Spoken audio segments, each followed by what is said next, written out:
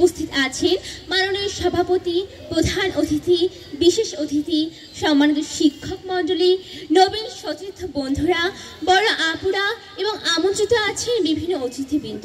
সকলকে আমার পক্ষ থেকে সালাম ও শুভেচ্ছা। আসসালামু আলাইকুম।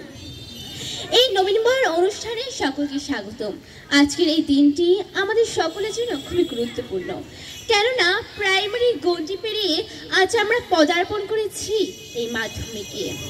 আমাদের জীবনে শুরু হয়েছে এক নতুন পথ চলা। সম্মানিত উপস্থিতি, জীবনের শুরুতেই আমাদের জন্য এত সুন্দর একটি অনুষ্ঠানের আয়োজন করার জন্য প্রধান শিক্ষক সহ সকল শিক্ষক শিক্ষিকাকে আমার পক্ষ থেকে আন্তরিক কৃতজ্ঞতা জানাচ্ছি। মঠবাড়ির এই স্বনামধন্য শিক্ষা প্রতিষ্ঠানের আমি একজন নবগত শিক্ষার্থী হতে পেরে মহান স্রষ্টার কাছে শুকরিয়া আদায় করছি।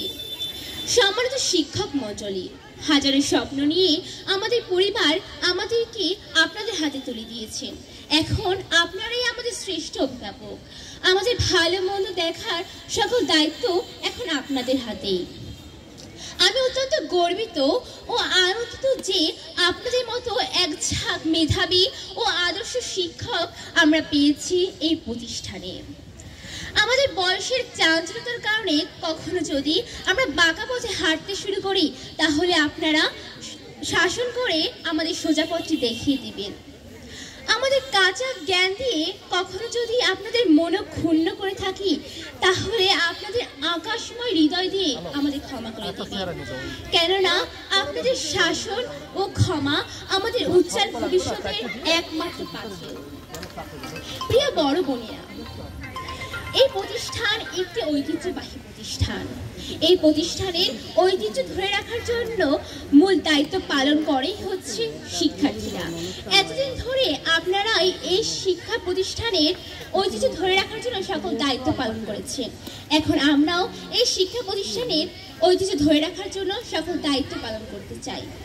আমরা এই শিক্ষা প্রতিষ্ঠানে ঐতিহ্য ধরে রাখার জন্য বিভিন্ন ধরনের অনুষ্ঠান, যেমন গানের মাধ্যমে, কবিতার মাধ্যমে, বক্তৃতার মাধ্যমে, লেখনীর মাধ্যমে এবং সর্বোপরি ভালো রেজাল্টের মাধ্যমে এই ঐতিহ্য ধরে রাখতে পারি। প্রিয় সহপাঠী নবীন বন্ধুরা, তোমাদের জন্য আমার দুটি পরামর্শ থাকবে। আশা করি এই পরামর্শ দুটি আমরা যদি ফলো করি, তাহলে এই শিক্ষা প্রতিষ্ঠানে আমরা সুশৃঙ্খলভাবে জ্ঞান চর্চা করতে পারবো। এর প্রথমটি হলো সম্মান। আমাদের দুটি ক্ষেত্রে সম্মান দেখাতে হবে। প্রথমত শিক্ষকের ক্ষেত্রে, দ্বিতীয়ত বড় বোনদের ক্ষেত্রে। কেননা আমরা যদি বড়দের বড় হব, তখন আমাদের ছোটরাও আমাদের সম্মান করবে, আর শিক্ষকের সম্মান তো শিরোধার্য। দ্বিতীয়টি হলো কখনো কোনো বিষয় নিয়ে হিংসা বা অহংকার করা যাবে না। এই কথাটি অপরিহার্য সত্য যে মেধা থাকলেও যদি তার ভিতরে নৈতিকতা বোধ না থাকে, তাহলে সে মেধাই হয়ে ওঠে সব থেকে ভয়ঙ্কর। আমাদের সর্বপ্রথম পরিচয় হলো আমরা একজন মানুষ।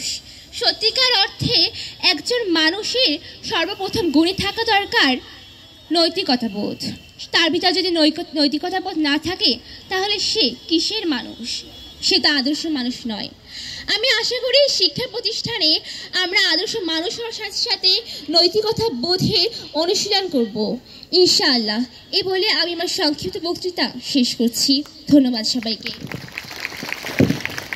ধন্যবাদ। আল্লাহ তোমার মনের আশা পূর্ণ করুক, আমরা এই কামনা করছি।